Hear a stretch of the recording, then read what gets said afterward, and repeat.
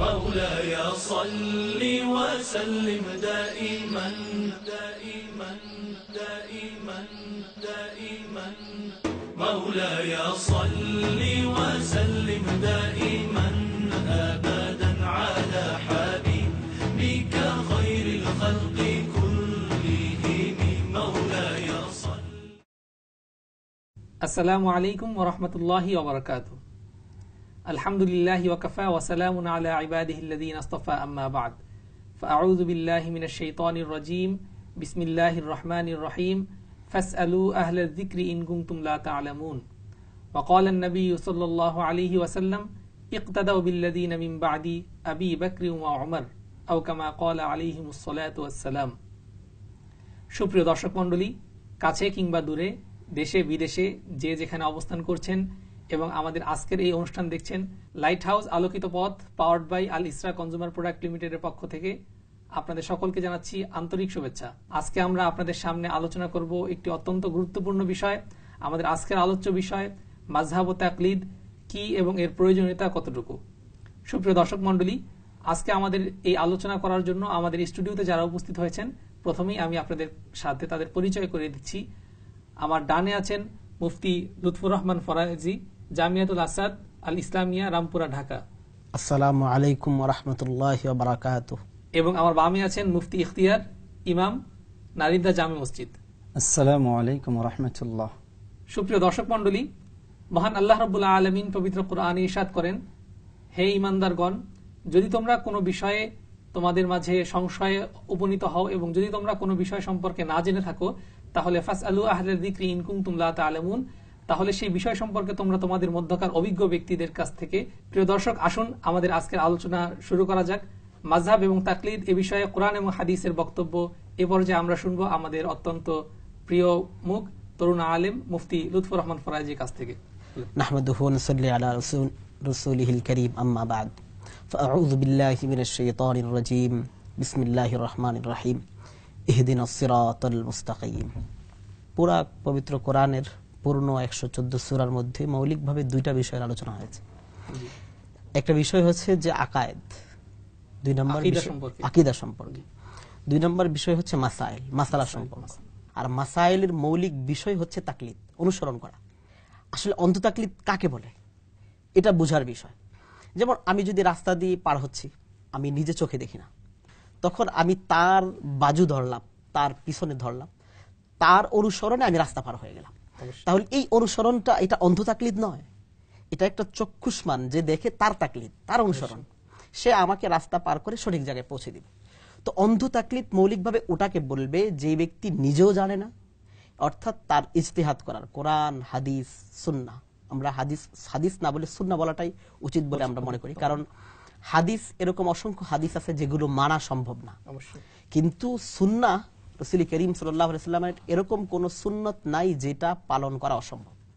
তো একজন অজ্ঞ ব্যক্তি যিনি কোরআন সুন্নাহ সম্পর্কে অভিজ্ঞ নয়, ওই ব্যক্তিকে আমরা যদি সরাসরি বলি যে তুমি কোরআন এবং সুন্নাহ দেখে বা কোরআন এবং সহিহ হাদিস দেখে আমল করো, তাহলে তাকে যেন একজন অন্ধ ব্যক্তিকে বলতেছি যে তুমি মানে এই রাস্তা দেখে দেখে পার হও।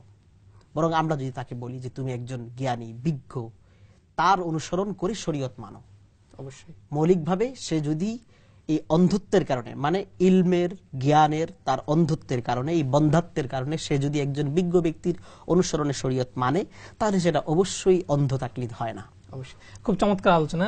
আমি এর বিষয়ে আপনার কাছে আবারও ফিরে আসবো, তবে এ পর্যায়ে আমাদের আরেকজন আলোচক আমাদের সামনে উপস্থিত আছেন। ইতিপূর্বে যে আলোচনাটা আসলো যে তাকলিদ বা অনুসরণের ক্ষেত্রে যদি আমরা গ্রহণযোগ্য ব্যক্তির অনুসরণ করা হয় যিনি অভিজ্ঞ, তাহলে আসলে কিন্তু তার ইস্তিহাদটাকে গ্রহণ করা হচ্ছে। তো এই ব্যাপারে কোরআন এবং হাদিসের বক্তব্য কি আপনি যদি আমার সামনে তুলে ধরেন। মাযহাব অনুসরণ অনুকরণ যে কথাগুলো আমাদের সমাজে বর্তমান প্রেক্ষাপটে উঠে এসেছে, যদিও এগুলোর আলোচনা রাসূলুল্লাহ সাল্লাল্লাহু আলাইহি ওয়াসাল্লামের সময় ছিল না, কিন্তু আমাদের আসলে যে কোনো ধর্মীয় বিষয় যখন আসে তখন আমরা সেটা তথ্য তালাশ নেব কোরআন এবং সুন্নাহ থেকে। আর এগুলো আমরা এভাবে বের করতে পারি যে আসলে মূলত আমাদের সমাজে যে বিষয়গুলো বলা হচ্ছে মাযহাব সংক্রান্ত বিষয়গুলো নিয়ে, অনেকে বলে যে এটা অন্ধ অনুসরণ। আসুন আমরা এটা কোরআন থেকে একটু দেখে নিই। কুরআনুল কারিমে যেমন সূরা নাহাল এর 43 নম্বর আয়াত এবং সূরা আল আম্বিয়ার 7 নম্বর আয়াতে স্পষ্ট আকারে আল্লাহ পাক রব্বুল আলামিন বলছেন, ফাসআলু আহলা যিকরি ইন কুনতুম লা তা'লামুন, তোমরা বিজ্ঞ লোকের কাছে জেনে নাও যদি তোমাদের সে ব্যাপারে জ্ঞান না থাকে। সেজন্য আমাদের আসলে এই জিনিসগুলো, যেমন মাযহাবের যে ব্যাপারগুলো আছে, এখানে আমাদের এটা স্পষ্ট করতে হবে যে মাযহাব মানেটা কি। যে মাযহাব শব্দের অর্থের দিকে না, এটা হচ্ছে আমাদের সমাজে বললে যেটা বুঝে সেটা আমাদেরকে দেখতে হবে। কারণ শাব্দিক অর্থের সাথে সাথে সমাজে পারিভাষিক বিষয়টাও লক্ষ্য রাখতে হবে, সাথে সাথে সমাজে তা বুঝে কি। এখন শাব্দিক অর্থ এক আর সমাজে বুঝে আরেকটি, তাহলে সেখানে আমাকে লক্ষ্য রাখতে হবে সমাজের বুঝাটাকেই প্রাধান্য দিতে হবে। যদি এর বিপরীতটা শব্দের অর্থ প্রাধান্য দেই, তাহলে হবে কি সেখানে জনগণ যা বুঝলো আমরা তার বিপরীতে প্রচার করব, যেটা আমাদের সমাজে ইদানিং মিডিয়াগুলোতে হয়ে বেড়াচ্ছে। সেজন্য আসলে মাযহাবের যে ব্যাপারগুলো, এগুলো আমরা এভাবে দেখতে পারি যে রাসূলুল্লাহ সাল্লাল্লাহু আলাইহি সাল্লামের সময় যদিও মাযহাব নিয়ে কোনো আলোচনা সমালোচনা ছিল না, কিন্তু তারা কোরআন এবং সুন্নাহগুলোকে কিভাবে মানতেন। প্রথমে আমরা দুটি মৌলিক জিনিসের দিকে আগে জানতে পারি যে আমরা অনুসরণ কার করব। কুরআনুল কারীমে যদি আমরা খুব ভালোভাবে তাকাই, তাহলে দেখতে পাবো 33টা আয়াত যেখানে বলা হয়েছে যে রাসূল আল্লাহ এবং তার রাসূলের অনুসরণের জন্য। আতিউ আল্লাহ ওয়া আতিউর রাসূল, তোমরা অনুসরণ করো আল্লাহ এবং তার রাসূলের, শর্তবিহীন বলা হচ্ছে। এরপরের অংশে বলা হচ্ছে ওয়া উলিল আমরি মিনকুম, এবং তোমাদের মধ্য থেকে যারা জ্ঞানী তাদের তোমরা অনুসরণ করো। এরপর সলিউশন দেওয়া হচ্ছে যে যদি জ্ঞানীদের মধ্যেও স্বাভাবিকত দেখা যাবে যে মতবিরোধ হতে পারে, তখন করণীয় কি। তখন আল্লাহ পাক রব্বুল আলামিন সমাধান দিচ্ছেন, ফাইন তানাযাতুম ফি শাইইন ফারুদ্দুহু ইলাল্লাহি ওয়া রাসূল, যদি তোমাদের ভিতর এই জিনিসটি নিয়ে বিতর্ক হয়, তখন তোমরা তার সমাধানের জন্য, অর্থাৎ বিশেষজ্ঞগণ তার সমাধান করবেন কোত্থেকে, তার মৌলিক তথ্যটা উদ্ঘাটন কোত্থেকে করবেন, সেই মানদণ্ডটা কি সেটা বলে দেওয়া হয়েছে যে তোমরা আল্লাহ এবং তার রাসূলের দিকে ফিরে দাও।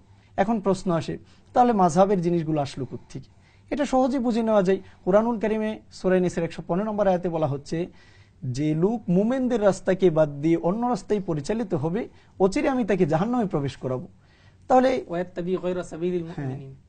সেটা হলো মুমিনদের রাস্তা। এখন কথা হচ্ছে মুমিনদের রাস্তাটা আমরা কতটুক পর্যন্ত তাদের অনুসরণটা করব, কারণ এটা যেহেতু শর্তযুক্ত। শর্তটা কি, যেটা আমরা বলে থাকি বা মাযহাবের ফাউন্ডার যাদেরকে আমরা বলে থাকি তাদের বক্তব্য সেই ক্ষেত্রে আমরা নিতে পারি।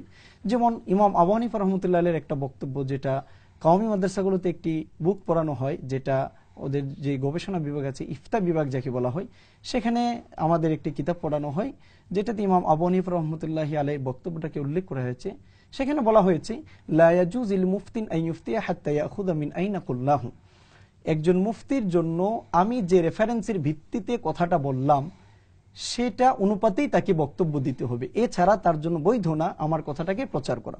তাহলে আমরা একজন ফাউন্ডারকে দেখতে পাচ্ছি, উনি মানুষদেরকে উনার পথের দিকে আহ্বান করছেন না, মূল জিনিস অর্থাৎ কোরআন এবং সুন্নাহর দিকে আহ্বান করছেন। কিন্তু এটা আমরা মানব কিভাবে? যখন আমরা কোরআন সুন্নাহটা মানতে যাচ্ছি, তখন সকলেরই সব প্রকারের জ্ঞান থাকে না, বা এটা সম্ভব না। এটা সূরা তাওবাতে বলা হচ্ছে যে তোমাদের মধ্য থেকে ছোট একটি দল কেন বের হয় না, যারা ফালাউলা নাফার মিন কুল্লি ফিরকাতিন তাইফাতিন মিনহুম লিয়াতাফাক্কাহু ফিদ-দ্বীন, যাতে করে তারা জ্ঞান দিনের ব্যাপারে গভীর জ্ঞান অর্জন করে, উচ্চতর গবেষণা। হ্যাঁ, উচ্চতর গবেষণা করার পর তাদের একটা দায়িত্ব অর্পিত হয় তাদের উপর। সেই দায়িত্বটা কি? শেষ অংশে বলা হচ্ছে লিউযিরু কওমাহুম, যাতে করে তারা তাদের কাছে ফিরে আসার পর তাদের সম্প্রদায়কে যে ভুলগুলো তারা করতেছিল সে ব্যাপারে যেন তাদেরকে ভীতি প্রদর্শন করে। তাহলে আমরা এখানে একটা পাচ্ছি যে মাযহাব, এটা সামাজিক পরিভাষাটা আমরা দেখব যে সমাজে এটা বলতে কি বুঝে। তাহলে এখানে যারা বলে যে এটার একেবারেই গুরুত্ব বলতে কিছু নাই, বিষয়টি এমনটি নয়, তবে গুরুত্বটা আমরা যখন বলতে যাব বা মানতে যাব সেটা আমাদের বুঝে মানা উচিত। আলহামদুলিল্লাহ, অনেক চমৎকার আলোচনা শুনলাম আমরা আপনার কাছ থেকে কোরআন এবং হাদিসের আলোকে। তো আমি আপনার কাছে আবারও ফিরে আসবো, তো আমাদের একটু বিজ্ঞাপন বিরতিতে যেতে হবে। সুপ্রিয় দর্শক মন্ডলী, আপনারা দেখছিলেন আপনাদের প্রিয় অনুষ্ঠান লাইট হাউস আলোকিত পথ, powered by Al Isra consumer product limited. আমরা এ পর্যায়ে নিচ্ছি একটি ছোট্ট বিরতি। বিরতির পর আমরা আবারও ফিরে আসবো, ততক্ষণ আমাদের সাথেই থাকুন। লাইট হাউস, আলোকিত বিশ্ব মানবতার জন্য, আলোকিত মানন ও বিশ্ব মানবতা বিনির্মাণের প্রত্যয়ে এগিয়ে চলেছে লাইট হাউস। www.lighthouse24.org। কম্পিউটার ও ইন্টারনেটের বিশাল জগৎকে জ্ঞানের আলোয় আলোকিত করতে, আগামী প্রজন্মকে প্রযুক্তির আলোয় সত্যের পথ দেখাতে এক নবদিগন্তের সূচনা করেছে লাইট হাউস। ডিজিটাল প্রযুক্তির মাধ্যমে কম্পিউটার কোর্স, কোরআন শিক্ষা, সেমিনার, টিভি অনুষ্ঠান সহ আর্তমানবতার সেবায় কাজ করে চলেছে লাইট হাউস। ডিজিটাল বাংলাদেশ ও আলোকিত বিশ্ব মানবতা বিনির্মাণে আমাদের সাথে কাজ করতে চাইলে আপনিও এগিয়ে আসুন। Light house, Mirpur 10, Dhaka. Mobile 01740192411। Sylhet নগরীর খাদিমপাড়ায় 3 নং রোডে সিল্কো সিটি আবাসিক প্রকল্পে এখনই বাড়ি করার উপযোগী রেডি প্লট, এককালীন ও কিস্তিতে বুকিং চলছে। এছাড়াও সিলেটের পূর্ব জিন্দাবাজারে শীঘ্রই উদ্বোধন হতে যাচ্ছে Silco tower shopping and apartment. এতে আপনি পাচ্ছেন ভাড়া ও বিক্রয়ের জন্য রেডি দোকান ও অফিস স্পেস, পাশাপাশি রয়েছে আকর্ষণীয় নানা অফার। আজই যোগাযোগ করুন Silco homes private limited, Silco tower, পূর্ব জিন্দাবাজার, সিলেট।